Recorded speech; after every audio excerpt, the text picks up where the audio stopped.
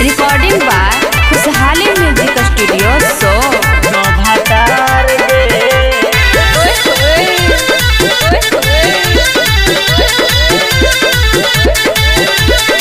नैहर में रहनी त गरदा बूढ़ा बनी केतना लइकन में मार करबनी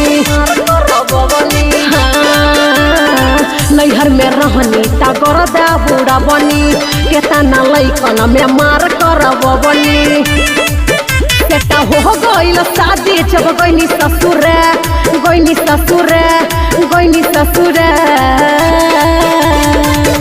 आगे सुन अरे कितना लोग से हमारा बनेंगे ससुरा में कैसे रख भातार गे। अरे कितना लोग से हमारा बनेंगे ससुरा में कैसे रख भातार गे।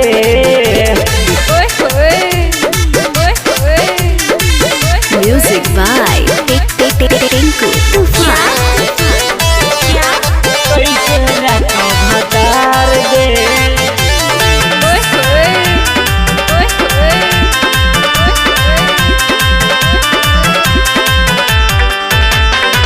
लाखों के सोया पेन्ही लाखों के सहरी लेके हम घूमे अली फॉर्च्यूनर गाड़ी हौरी सुना लाखों के सोया पेन्ही लाखों के सहरी लेके हम घूमे अली फॉर्च्यूनर गाड़ी जब महंगा हम लहंगा पेन्ही बूटीदार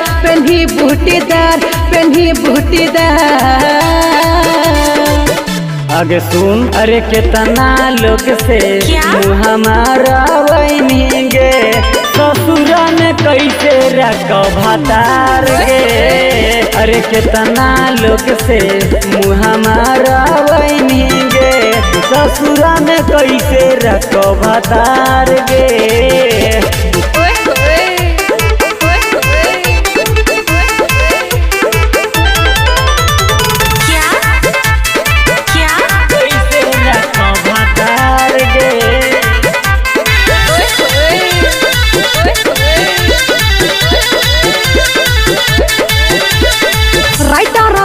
धड़कन पड़ले हपेक्षा पूरा न होई बापू मनमा के इच्छा सुनो राइटर धंजी धड़कन पड़ले हपेक्षा पूरा न होई बापू मनमा के इच्छा अब यूपी उपेंद्र से हो गईले प्यार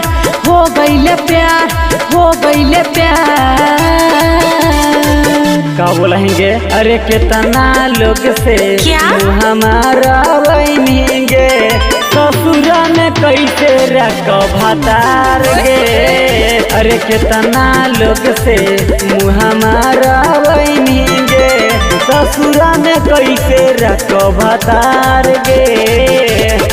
नैहर में रहनी त गरदा बूढ़ा बनी केतना लइकन में मार करबनी सेटा हो गइल शादी जब गइनी ससुर